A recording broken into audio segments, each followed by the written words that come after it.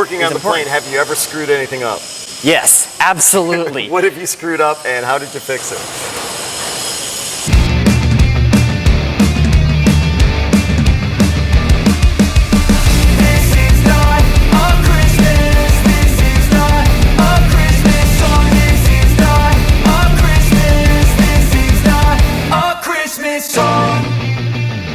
My name is Ken Stano with the aviation YouTube channel History X, here with Matt Brown of the Commemorative Air Force Lake Superior Squadron to learn more about the massive restoration that's going on with this PBY Catalina. As I understand it, one of the major projects that need to occur, rebuilding the engines. Yeah. What can you tell me about this massive thing behind us? This is a Pratt & Whitney R1830 twin wasp engine. Why are you the one that's telling us about this engine? Here at the Commemorative Air Force, I am one of the people who does excessive amounts of research, and I'm also an aviation mechanic. I spend time searching our own resources that we have available to us, going through them and seeing what is available about the engines. So if we have the engine overhaul manual, we can use that and it's a direct source. It's certified by the FAA, or back then it was like NACA.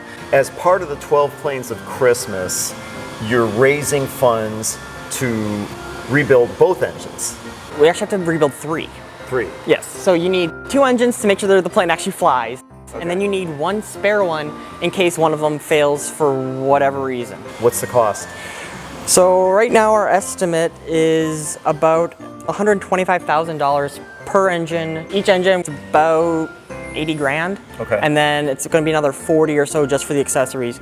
So you're going to be rebuilding three engines. Yes. You're talking about a project that could be, $375,000, $400,000. Basically $350,000. When it comes to getting one of these things done, it's a lot of money, it's a lot of time for a lot of people to actually get into one of these things.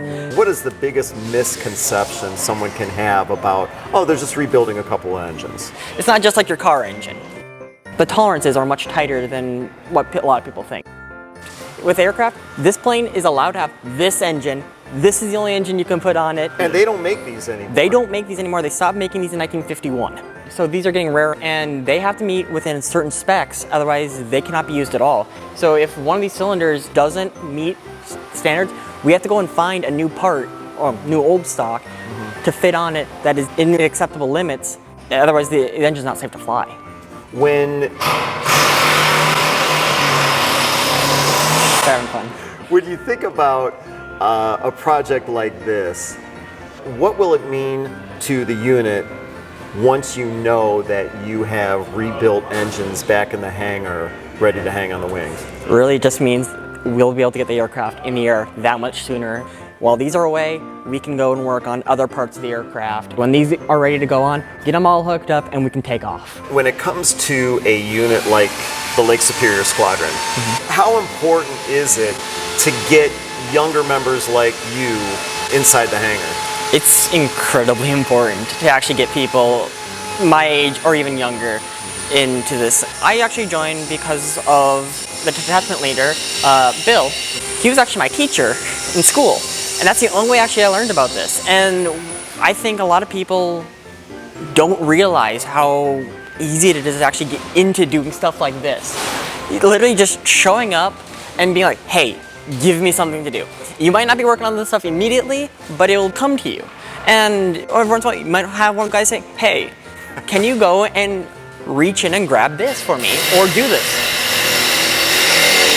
I've been learning media blasting, and I did all the wheel well here. Working on the plane, have you ever screwed anything up? Yes, absolutely. What have you screwed up and how did you fix it? I was actually recently drilling out rivets in one of the bulkhead doors.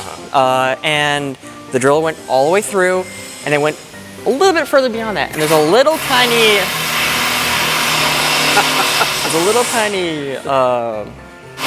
roll slot, and that mechanism I actually drilled into it a little bit. So in this case, I let Bill know, and he goes, well, you didn't go this deep, you didn't crack it, you didn't drill through it. We'll see what we can do with it. This was a mistake that's happened. So mistakes can be made, it's not the end of the world. Don't be afraid to volunteer. If you've got a local Commemorative Air Force unit near you, go out and see what you can do. It means the world to them. If you want to support the Commemorative Air Force Lake Superior Squadron's efforts to get both of these engines, actually 3 engines, rebuilt so that they can be mounted and get this plane that much closer to flyable condition, then please check out the link in the description of this video below. My name is Ken Stano with the aviation YouTube channel History X.